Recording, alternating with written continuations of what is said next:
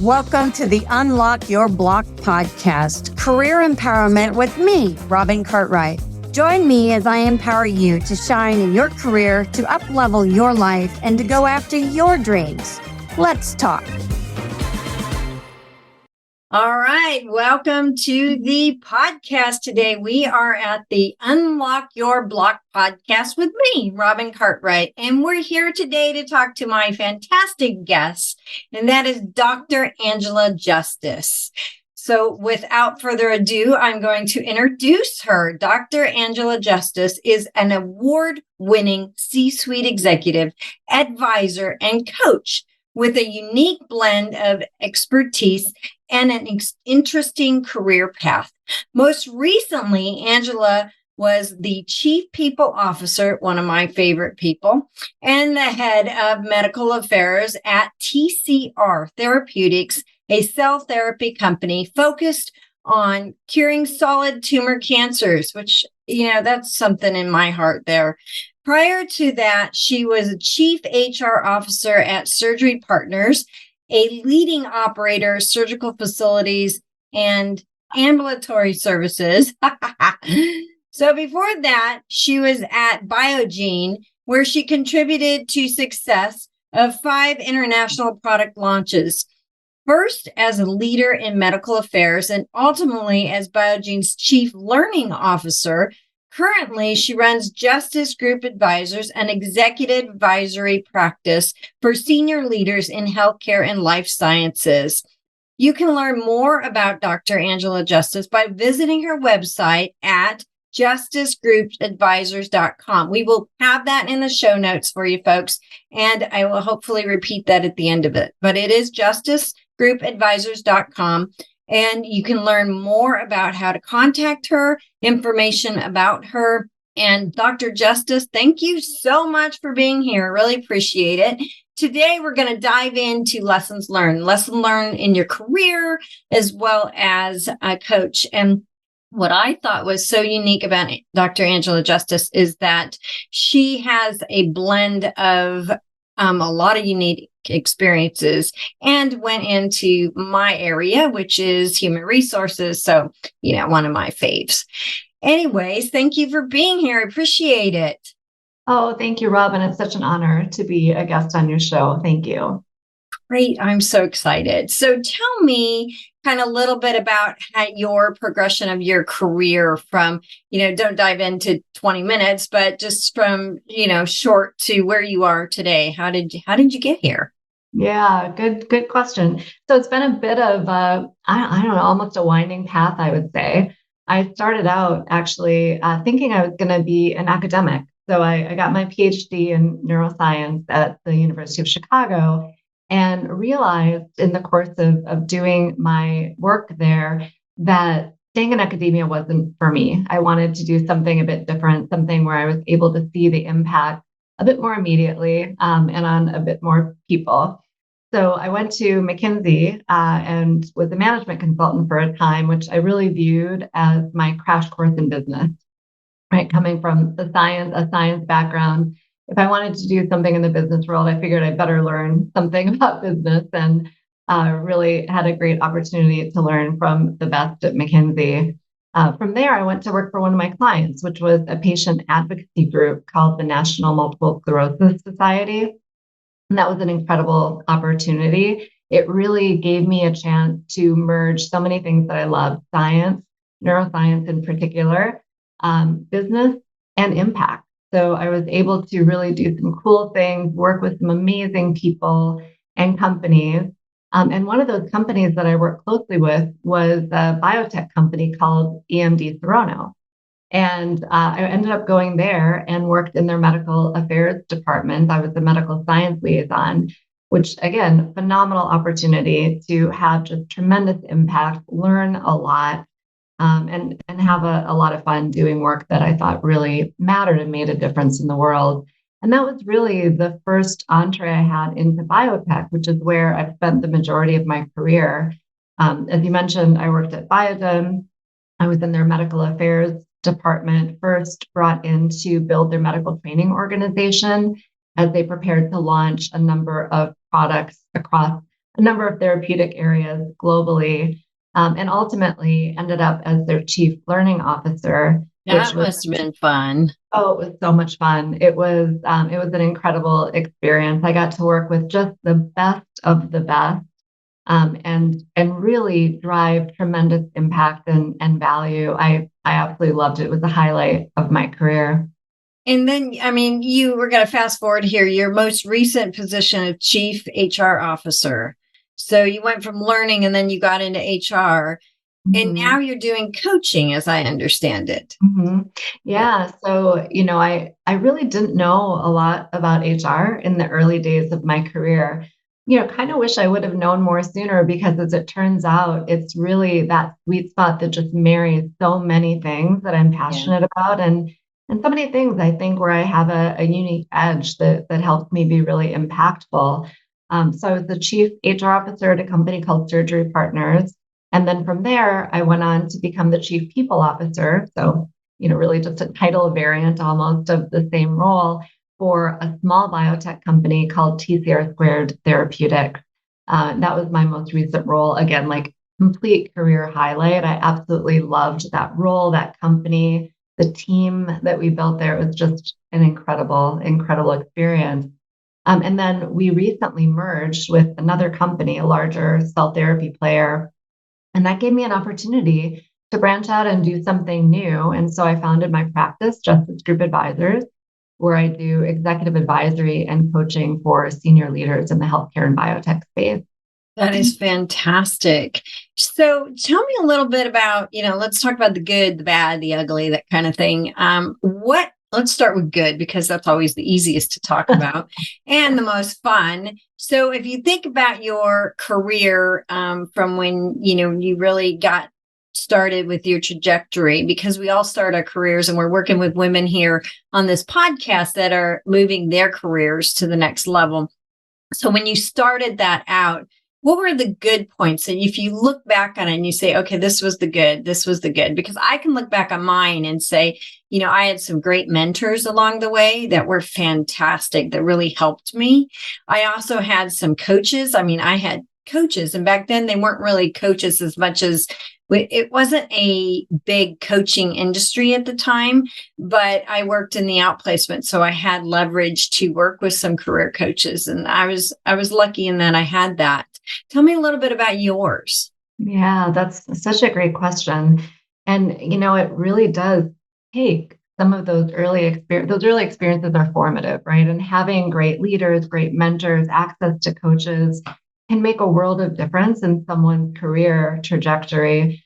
Yeah, when I think back to the early days of my career, I was just really motivated to learn, to have an impact. I was really curious. I've always just been really curious. And I was lucky to work with people who stimulated that and who, let me try different things and explore. And McKinsey was a great place for that, frankly, because, at McKinsey and most management consulting organizations, you don't stay with one client or one project for very long. You kind of move around and get to experience different things. And for me, that was just a gift because I saw how different companies operated. I saw what made different leaders successful. I saw what made, some leaders not so successful. And those were really formative experiences for me. So I think the opportunity to just kind of exploit that curiosity and that learning early on and really see lots of different things was Mhm. a huge advantage for my career. Well, and I think also you mentioned learning. And as we go through our career, we start realizing, like, oh, this might be interesting. I think I might want to do that. And I think learning more about those opportunities is formative with trying to figure out what it is you want to do. And I remember I thought I wanted to go into learning. I thought that's Mm. what I wanted to do. And I reached out to somebody and had a conversation. He was a VP of learning for a large retail organization. And he and I had a great conversation. I learned a lot about it. But when I really had the discussion with him at the time, I had a young son and I was, needing to be available to him. It wasn't the right time for me to start doing learning and classes and traveling all over the US doing this.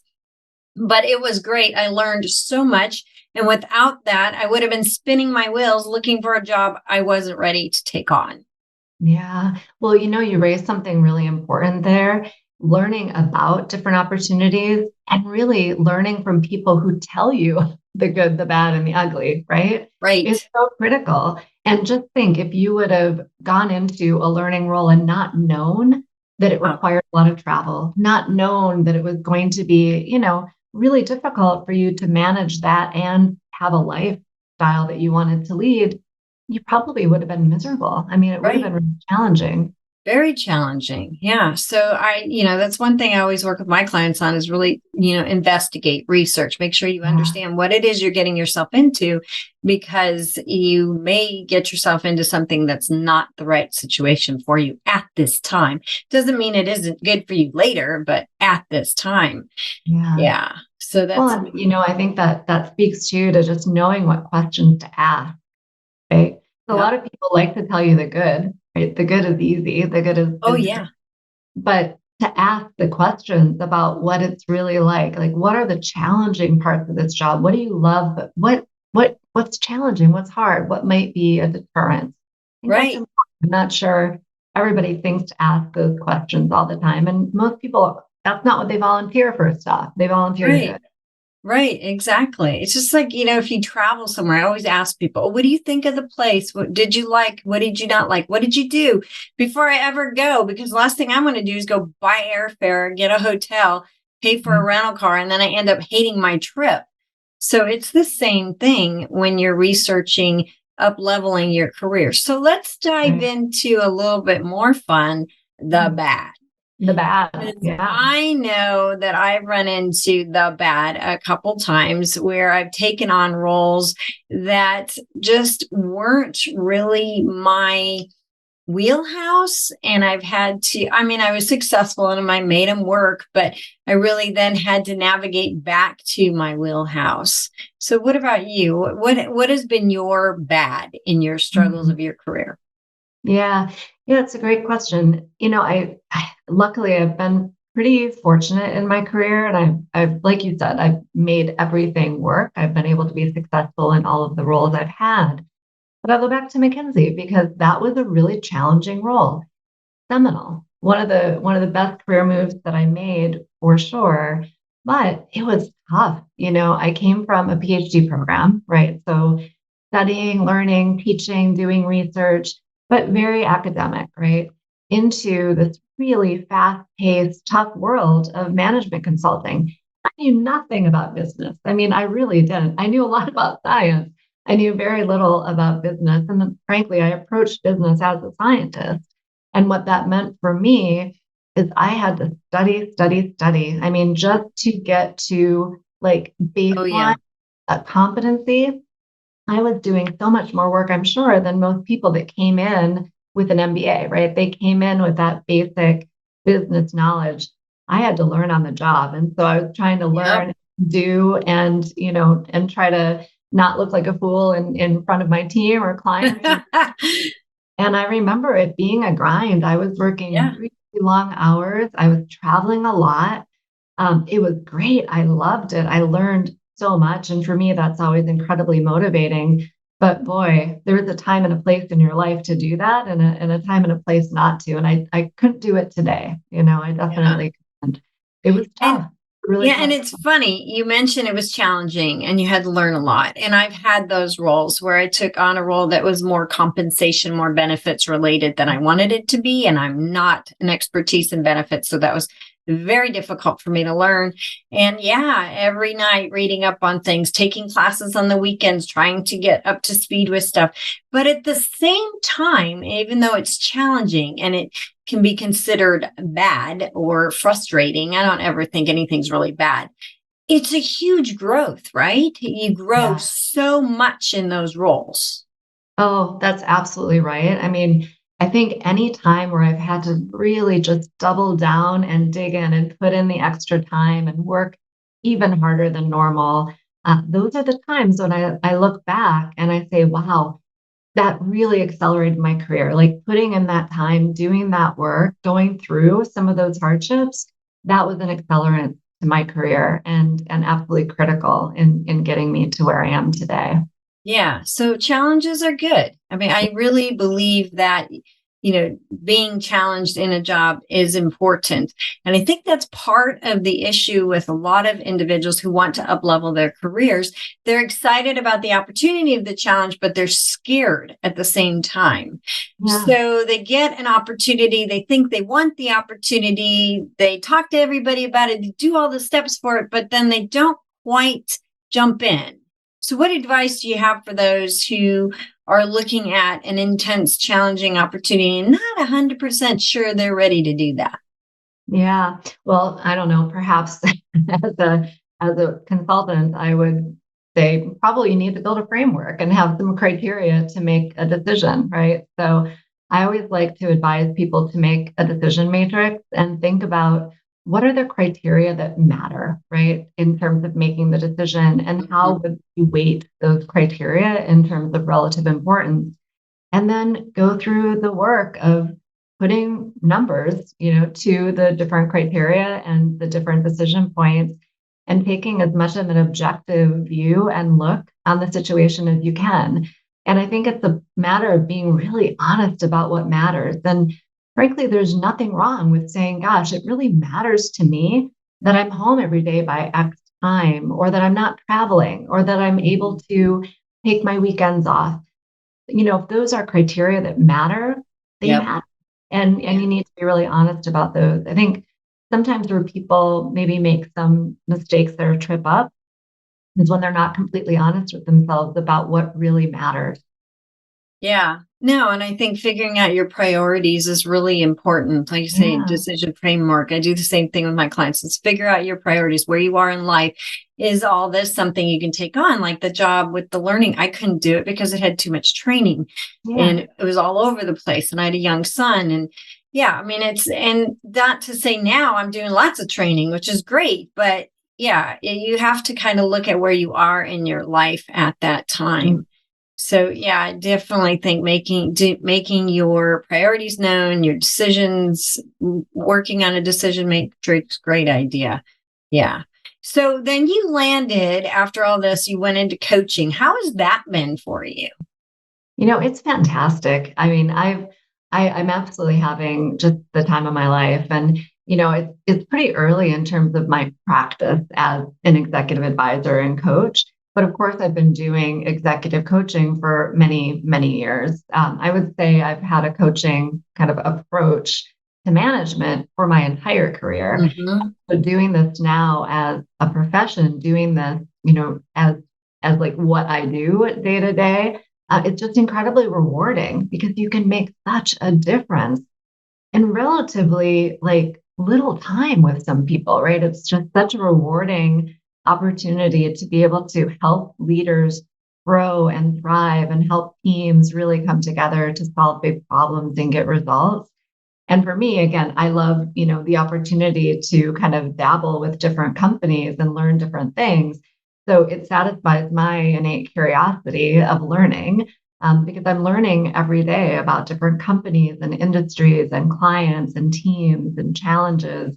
So for me, it's incredibly fun, and the impact is just really gratifying. Yeah. And you keep talking about learning. And I think learning is a big word because it's really what motivates us in life. We go through life and we constantly want to learn. We want to be challenged. We want to grow ourselves. And when we're not and we're feeling this stagnation, it's just not exciting. That's when the job doesn't look fun anymore. That's when the day to day is miserable. To me, that's when I would get that pit in my stomach on Sunday night before I had to go to work on Yeah. Monday, going, I really don't want to do this again. I've already done this.